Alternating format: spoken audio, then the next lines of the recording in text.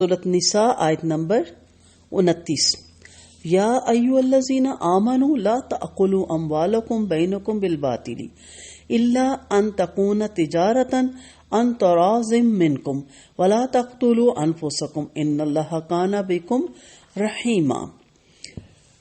اے لوگو جو ایمان لائے ہو، اپنے مال آپس میں باطل طریقوں سے نہ کھاؤ مگر یہ کہ تمہاری آپس کی رضامندی سے تجارت کی کوئی صورت ہو، اور اپنے آپ کو قتل نہ کرو، بے شک اللہ تم پر ہمیشہ سے بے حد مہربان ہے۔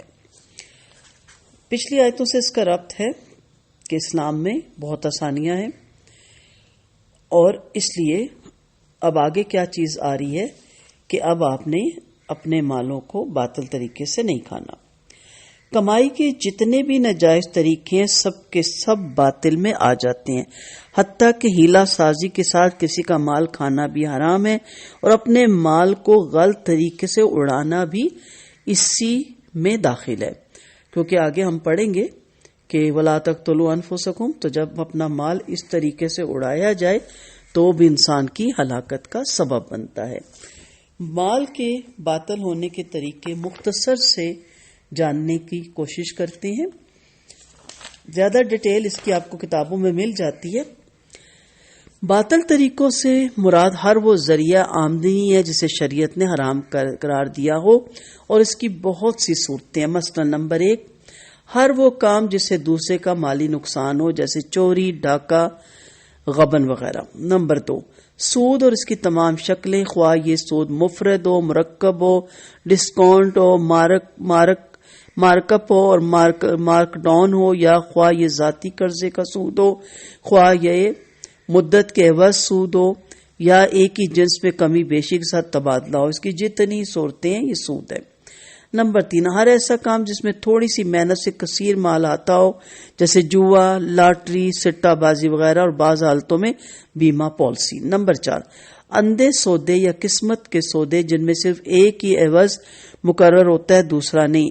اوازین یہ ہے کہ مثلا ایک کتاب کی قیمت 200 روپے ہے تو کتاب کا عوض 100 روپے اور 200 روپے کا عوض کتاب، جیسے غوطہ خور سے ایک غوطے کی قیمت مقرر کرنا۔ بچوں کے کھیل، جس چیز پر بھی بچہ نشانہ لگائے وہ اتنی قیمت میں اس کی ہے، تو یہ بھی حرام کام میں آتا ہے، باطل طریقے آتے ہیں۔ اکثر آپ نے میلوں ٹھیلوں پہ دیکھا ہوگا، سٹال لگا کے کھڑے ہوتے ہیں لوگ، 10 روپے میں وہ ملتا ہے رنگ سا، اور جس چیز میں آپ کا ڈل گیا وہ چیز آپ کی۔ ہر وہ لین دین جس میں کسی ایک فریق کا فائدہ یقینی ہو اور دوسرے کو خواہ فائدہ ہو یا نقصان، جیسے سود، اور ایسے تمام سودے اور معاملات جن میں یہ شرط پائی جاتی ہے۔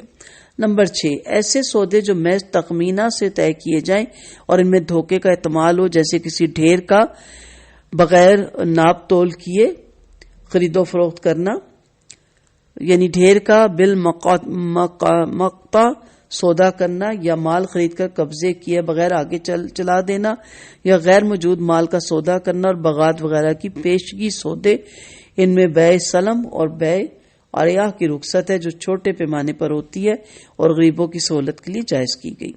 وہ بیع جس میں مشتری دھوکہ دینے کی کوشش کرے، مثلا عیب چھپانا، جانور کا دودھ روک کر بیچنا، ناپ تول میں کمی بیشی کر جانا، اور دوسرے کو پھنسانے کے لیے بولی چڑھانا وغیرہ۔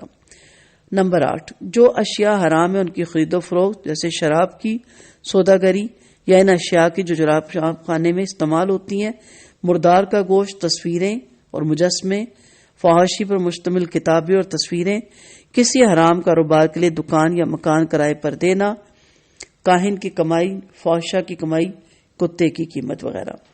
نمبر 2، حکومت کے ذریعے دوسروں کے مال بٹورنا، مثلا لین دین کے جھوٹے مقدمات اور رشوت وغیرہ، یا حکومت کا لوگوں کی زمین پر قبضہ کر کے ان کو اپنی مرضی کے مطابق لین دین پہ مجبور کرنا، جیسے حکومت کے محکمہ ہائی، LDA، KDA وغیرہ دوسرے لوگوں کی زمینیں ان کی رضامندی کے بغیر حاصل کر لیتے ہیں، ایکوائر کر لیتے ہیں۔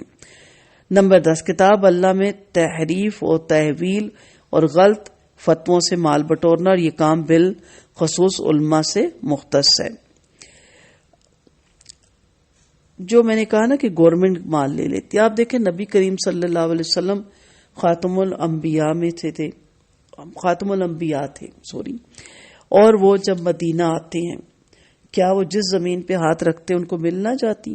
لیکن آپ نے جس زمین کو پسند کیا مسجد نبوی بنوانے کے لیے تو آپ نے اس کے مالکوں کو بلایا تو 2 یتیم بچے تھے. بڑا آسان تھا قبضہ کرنا، لیکن آپ نے ان سے اس کی قیمت مقرر کی. وہ جان دینے کو بھی حاضر تھے، لیکن آپ نے جب تک ان بچوں نے قیمت نہیں لے لی آپ نے وہ مسجد نہیں بنانی شروع کی. ہمارے ہاں ناجائز قبضہ کر کے مسجدیں بنائی جاتی ہیں، تو آپ سوچیں کہ کیا یہ کام حلال ہو جاتا ہے؟ نبی کریم صلی اللہ علیہ وسلم کا فرمان ہے بے اور مشتری صرف اس حال میں جدا ہوں کہ وہ ایک دوسرے سے راضی ہوں. آپ صلی اللہ علیہ وسلم نے فرمایا بیچنے والا اور خریدنے والے دونوں سودے کو پورا کرنے یا نقص کرنے کا اس وقت اختیار رکھتے ہیں کہ جب تک وہ جدا نہ ہوں سوائے بے خیار کے، جس میں معین مدت کے اندر سودا نقص کرنے کی شرائط ہوتی ہے. ابو امامہ کہتے ہیں کہ آپ صلی اللہ علیہ وسلم نے فرمایا جو شخص قسم کھا کر کسی مسلمان کا حق مار لیتا ہے اللہ اس کے لیے دوزخ واجب کر دے گا، اور وہ دوزخ واجب کر کے فرمایا اگر وہ پیلوں کے درخت کی ایک شاخ ہی کیوں نہ ہو. استغفر اللہ. سیدنا ابو ہریرہ کہتے ہیں کہ آپ صلی اللہ علیہ وسلم نے فرمایا اللہ عز و جل 4 قسم کے آدمیوں سے دشمنی رکھتا ہے. ایک وہ جو قسمیں کھا کر سودا بازی کرتا ہو، دوسرا محتاج جو اکڑ باز ہو، تیسرا بوڑھا زانی سے، اور چوتھا ظلم کرنے والے حاکم سے. سیدنا ابو ہریرہ کہتے ہیں کہ آپ صلی اللہ علیہ وسلم نے فرمایا قیامت کے دن اللہ تعالیٰ 3 آدمیوں سے نہ کلام کرے گا اور نہ ان کی طرف دیکھے گا اور انہیں دردناک عذاب ہوگا. میں نے پوچھا یا رسول اللہ وہ کون ہے؟ تو وہ تو مراد ہو گیا. اور خسارے میں نے فرمایا ایک تہمت ٹخنوں سے نیچے لٹکانے والا، دوسرا احسان جتلانے والا، اور تیسرا جھوٹی قسم کھا کے اپنا مال بیچنے والا. آپ صلی اللہ علیہ وسلم نے فرمایا اے تاجروں کے گروہ سودا بازی میں بےہودہ باتیں اور قسمیں شامل ہو جاتی ہیں، لہذا تم ان کے ساتھ صدقہ بھی ملا لیا کرو.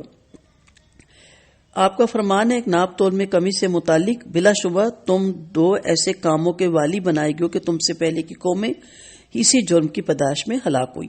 ایک دفعہ آپ بازار تشریف لے گئے، وہاں ایک تولنے والا کوئی جنس تول رہا تھا. اسے دیکھ کر آپ نے فرمایا تول اور کچھ جھکتا تول، یعنی کچھ زیادہ ڈال دے. سیدنا عمر کہتے ہیں کہ آپ صلی اللہ علیہ وسلم نے فرمایا اللہ یہود کو غارت کرے، ان پر چربی حرام کی گئی تھی، انہوں نے اسے پگھلا کر پھر بیچ ڈالا. جابر بن عبداللہ کہتے ہیں کہ آپ صلی اللہ علیہ وسلم نے فرمایا بلا شبہ اللہ نے شراب، مردار، سور اور بتوں کی سوداگری کو حرام کیا. ابو مسعود انصاری رضی اللہ عنہ کہتے ہیں کہ آپ صلی اللہ علیہ وسلم نے کتے کی قیمت، فحشہ کی کمائی اور نجومی کی اجرت سے منع فرمایا. سیدنا سلمہ رضی اللہ عنہ کہتی ہیں کہ آپ صلی اللہ علیہ وسلم نے فرمایا میں بھی ایک آدمی ہوں، تم میرے سامنے جھگڑے لے آتے ہو. کبھی ایسا ہوتا ہے کہ ایک شخص اپنے دوسرے فریق کی نسبت اچھی طرح بیان کرتا ہے کہ جو میں سنتا ہوں اور اس پہ فیصلہ کر دیتا ہوں.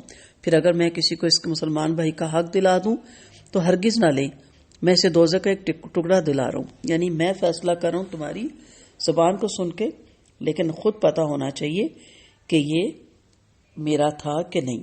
سیدنا عباس رضی اللہ عنہ کہتے کہ آپ صلی اللہ علیہ وسلم نے فرمایا جو شخص تصویریں بناتا ہے قیامت کے دن اللہ اسے کہے گا کہ اب اس میں جان بھی ڈال، اور وہ یہ کام کبھی نہ کر سکے گا. آپ صلی اللہ علیہ وسلم نے فرمایا بازار میں غلہ لانے والے کو رزق ملتا ہے اور سخیرہ اندوز ملعون یعنی لعنت زدہ ہوتا ہے. بہت زیادہ اس کے بارے میں حدیثیں آپ صلی اللہ علیہ وسلم کو یہ فرماتے بھی سنا گیا کہ جس شخص نے اپنی عیب دار چیز بتائے بغیر بیچی وہ ہمیشہ اللہ کے غضب میں رہے گا اور فرشتے اس پہ لعنت کرتے رہیں گے. آپ کا فرمان ہے بیع اور مشتری دونوں جب تک جدا نہ ہو مختار ہیں، پھر اگر انہوں نے سچ بولا اور صاف گوئی سے کام لیا تو ان کے سودے میں برکت دی جاتی ہے، اور وہ عیب وغیرہ چھپائیں گے اور جھوٹ بولا تو ان کے سودے سے برکت اٹھا لی جاتی ہے.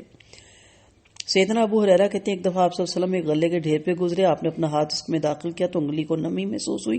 آپ نے پوچھا اے غلے والے یہ کیا؟ وہ کہنے لگا یا رسول اللہ بارش ہو گئی تھی. آپ نے فرمایا تو نے اس نمدار غلے کو ڈھیر کے اوپر کیوں نہ کیا تاکہ لوگ اسے دیکھ سکے؟ پھر فرمایا جس نے دھوکہ دیا اس کا مجھ سے کوئی تعلق نہیں.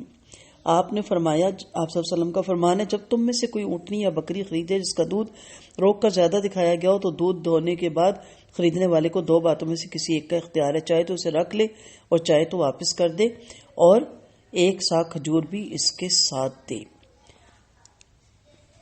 ایک اور دوسری روایت کے مطابق اس کو 3 اختیار ہیں.